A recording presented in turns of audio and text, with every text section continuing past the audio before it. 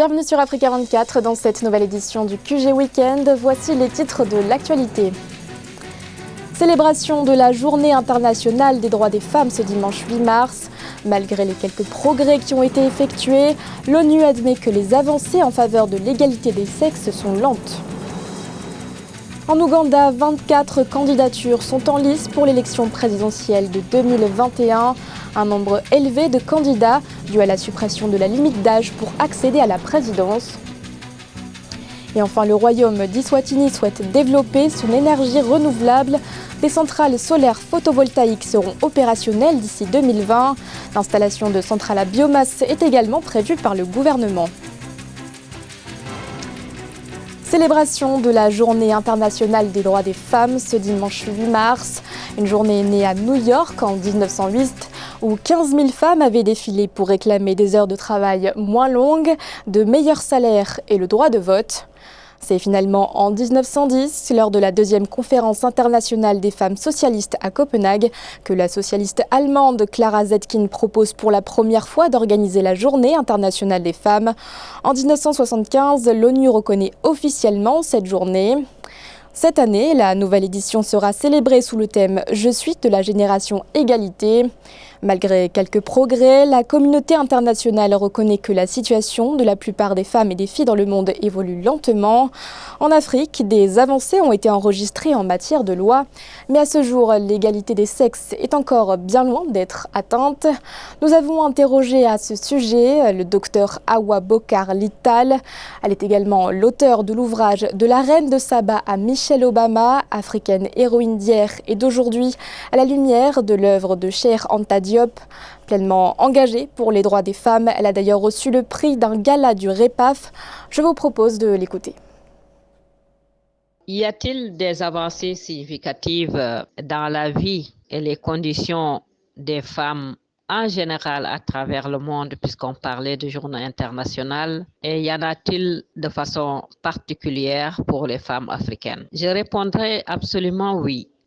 Au niveau d'abord de l'éducation pour toutes les femmes, au niveau de l'accès au pouvoir, au niveau de l'accès même à l'avoir, je veux dire avoir des postes où les femmes ont des salaires élevés tels que le revendiquait le mouvement syndical des femmes à l'origine justement de cette journée internationale de la femme, c'est-à-dire ces 15 000 femmes qui ont marché à New York, qui étaient des femmes essentiellement ouvrières et qui revendiquaient un meilleur salaire, qui revendiquaient moins d'heures de travail, parce que les heures de travail étaient telles que ça s'assimilait plutôt à de l'esclavage et non pas à un travail salarié, et également le droit de vote.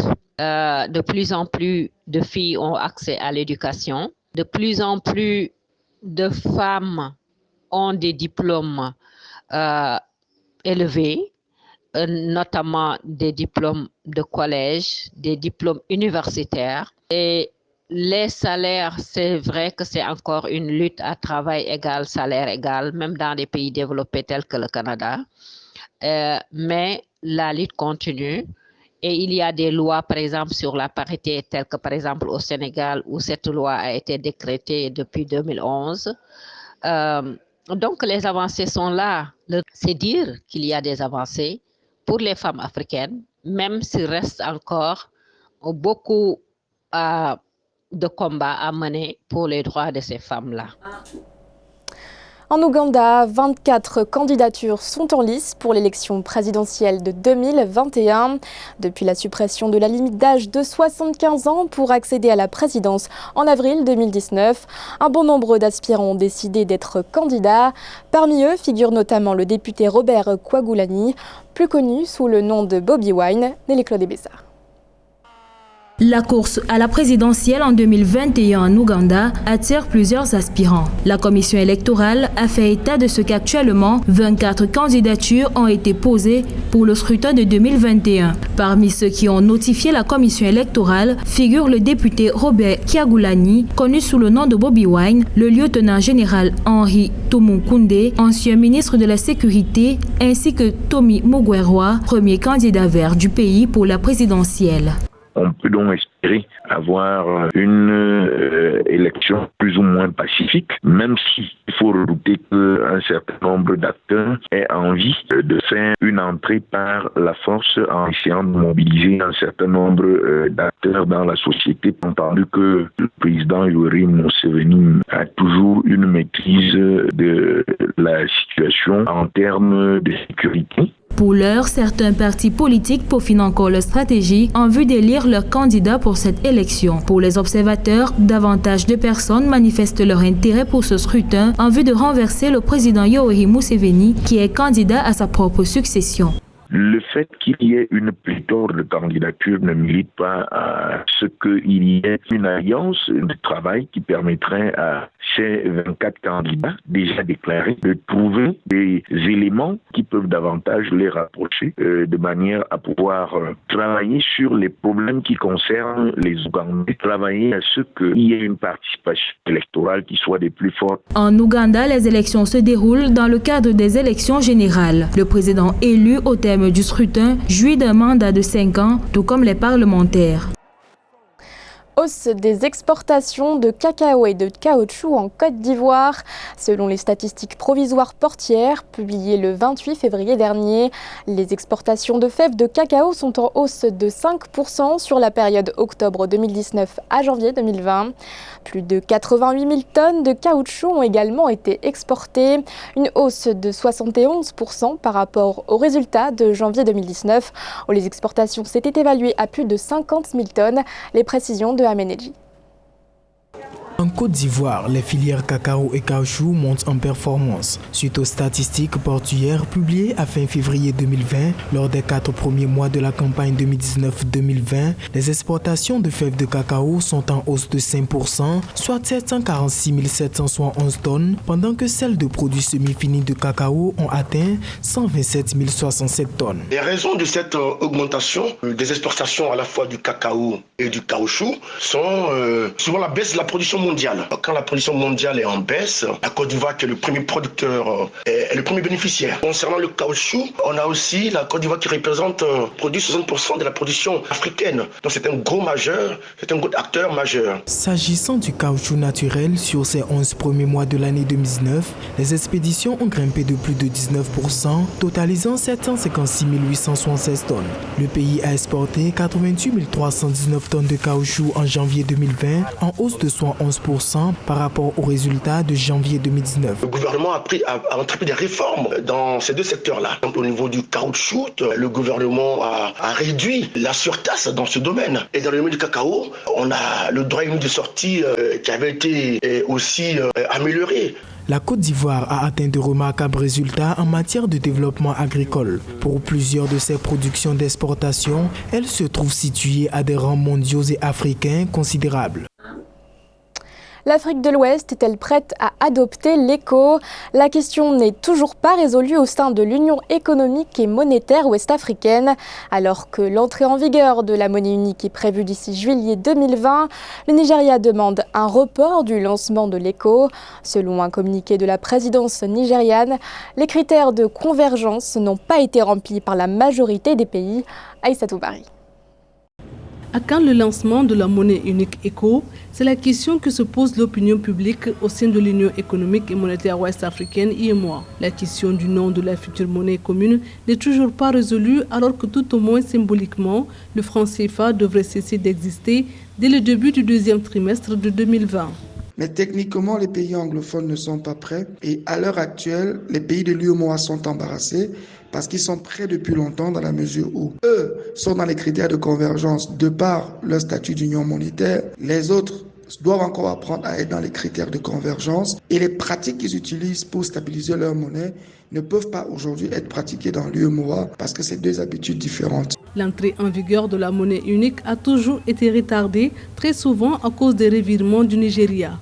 Dans un récent communiqué de sa présidence, il a de nouveau demandé un report de l'entrée en vigueur de l'éco, indiquant le non-respect des critères de convergence par plusieurs pays de la communauté économique des États de l'Afrique de l'Ouest. L'apparition du coronavirus est un risque supplémentaire, notamment pour le Nigeria. L'économie dépend des exportations de pétrole. Donc, s'il n'y a pas exportation de pétrole, il y a baisse des revenus aussi bien publics que dans le secteur privé. Mis à part les raisons évoquées par le géant nigérien, le problème de l'appellation de la monnaie risque de faire débat. De l'avis de certains analystes, cette divergence sur l'appellation de la nouvelle monnaie ne mettra pas un frein à la réforme du franc CFA de l'UEMOA, qui est pour l'instant à un stade symbolique. Quant aux investisseurs, seul le mécanisme monétaire et sa fiabilité importent et pour l'instant, ces deux aspects ne sont à leurs yeux pas remis en cause. Le royaume d'Eswatini choisit l'énergie renouvelable pour développer son secteur énergétique. D'ici 2020, 10 MW de centrales solaires photovoltaïques seront opérationnelles. Le pays prévoit également l'installation de centrales à biomasse d'une puissance de 40 MW. Analyse de Victoria Sedji. Miser sur les énergies renouvelables pour développer son secteur énergétique, c'est le pari lancé par le royaume d'Eswatini. D'ici la fin 2020, 10 MW de centrales solaires photovoltaïques seront mises en service. 40 MW de centrales à biomasse sont déjà en cours d'installation. Des autorisations ont également été données à des producteurs indépendants pour développer 40 MW de centrales d'énergie solaire photovoltaïque. C'est un avantage énorme. J'ose croire qu'un pays comme celui-là a pu maîtriser la technologie. C'est une révolution. Je crois que le royaume de Swatini, l'ancien Swaziland, est en train de nous donner un sens concret à ce qu'on appelle de plus en plus d'économie circulaire. Comme ils sont même dans l'océan Indien, je crois qu'à l'avenir, ils devraient également produire l'énergie éolienne parce que les grands vents dans l'océan Indien, il y en a suffisamment. Le royaume d'Eswatini mène depuis peu une politique de distribution de compteurs prépayés. D'après le ministère de l'Énergie, cette politique permet un meilleur recouvrement des factures et une plus grande rentabilité de la compagnie électrique nationale. Celle-ci devient alors capable de financer en interne un certain projet et d'appuyer des initiatives locales. Pour le prépayé, ça va donner beaucoup d'argent à la compagnie. Mais la fonction sociale de l'État, sa fonction régalienne de s'occuper de donner l'énergie au plus grand nombre ne sera pas remplie. En ce sens que celui qui n'a pas d'argent ne pourra pas acheter. Donc cette politique-là, je suis pour qu'on applique ça peut-être à 80% et les 20 autres %, on met sur pied un système de distribution d'énergie à post-payer. Voilà, c'est-à-dire quoi? Vous consommez, on vous adresse la facture, vous payez. Répartie sur 4 centrales, la puissance installée du royaume est de 60,4 MW et ne satisfait que 17% de la consommation énergétique nationale. Le pays doit alors importer depuis l'Afrique du Sud et le Mozambique. Près de 200 photographies pour retracer l'histoire du Burkina Faso. C'est l'exposition que propose un duo d'artistes, le burkinabé Harouna Marané et la française Eva Savorz. Le duo s'est notamment penché sur l'époque de la Haute Volta. Un reportage de notre correspondant Jean-Paul Ouedraogo. Haute Volta hier, Burkina Faso aujourd'hui, c'est cette exposition photographique qui propose aux visiteurs d'aller à la découverte de deux époques de l'histoire du pays. Une assez belle expérience immersive signée par le duo Harouna Marané et Eva Savorz qui ont travaillé afin de donner cet échantillon trié sur le volet à l'occasion parmi plus de 2000 photos. Le projet nous a pris au moins 6 mois. Et ça veut dire quoi? On avait des milliers d'images. Et là, on a travaillé tous les week-ends pour pouvoir obtenir ce que vous voyez ici exposé. Environ 200 photographies illustrent ici différentes thématiques de ce qui fait la vie au Burkina Faso, de la politique à l'agriculture en passant par la culture ou encore l'environnement. Tout a été fait dans les détails pour captiver les visiteurs à l'image de ce cliché qui rappelle de beaux souvenirs. Et évidemment, là, on peut voir qu'il y a des choses qui ont vraiment évolué. Il y a des choses qui ont changé vraiment positivement, n'est-ce pas?